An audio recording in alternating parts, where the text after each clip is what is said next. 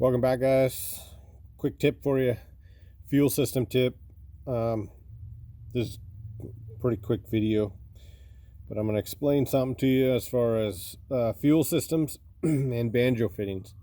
So let's see here. This is banjo bolt.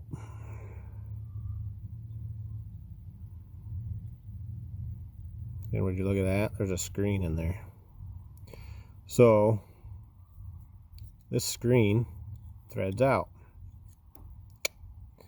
They're either plastic or brass, little copper or brass screen inserts in them. But let's see if the camera picks that up.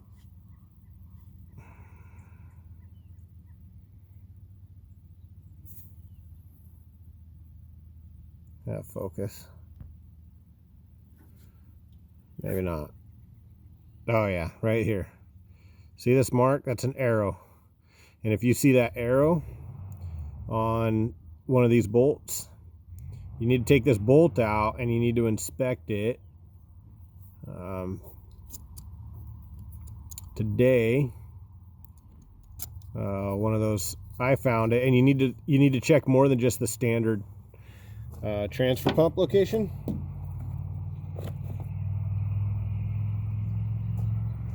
So transfer pump, normally it's on the inlet side.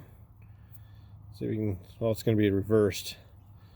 So when you see it, it's going to be, this is inside the injection pump. You got your inlet line coming in and your outlet line. There's an arrow on the top of this one.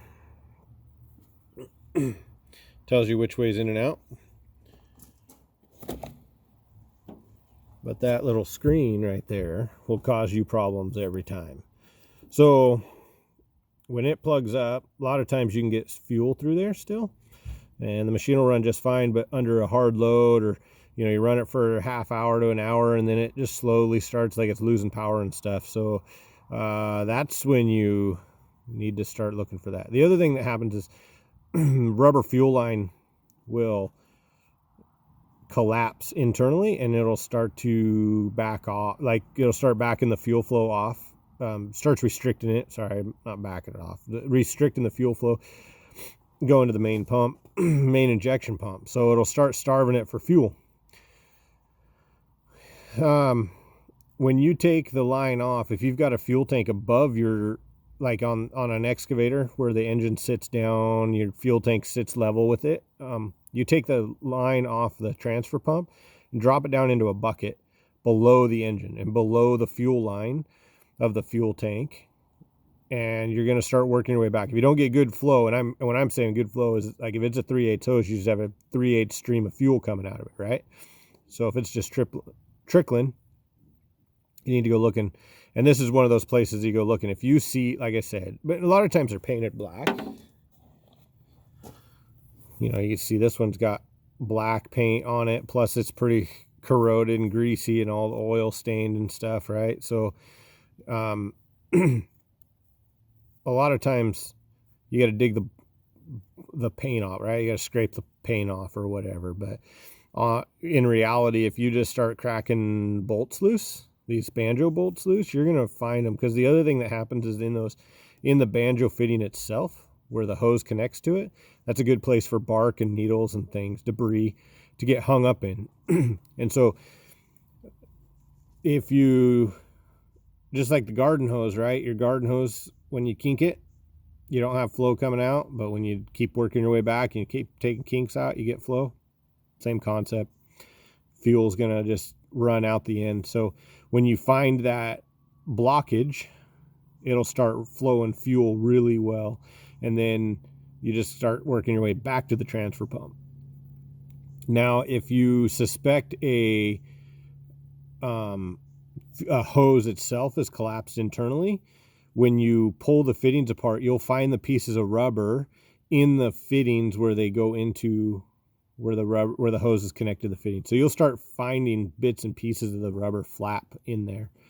Same thing happens in hydraulics too, right? When you kink the hose and stuff. So anyways, just wanted to share that with you guys today. I was thinking about that on my drive home. So, but yeah, look at the banjo bolts. Make sure these screens are in there.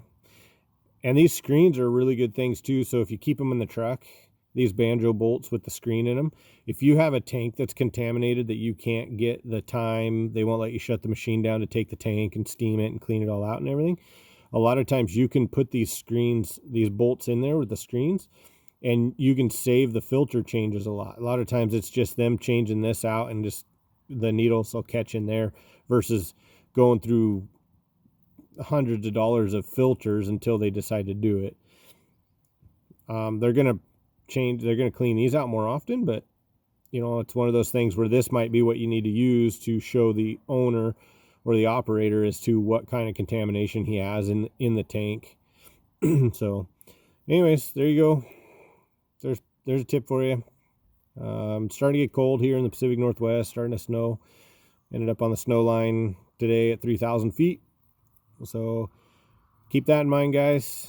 Dress warm when you leave the house. You can always take layers off, but you can't put layers back on. So be safe and God bless.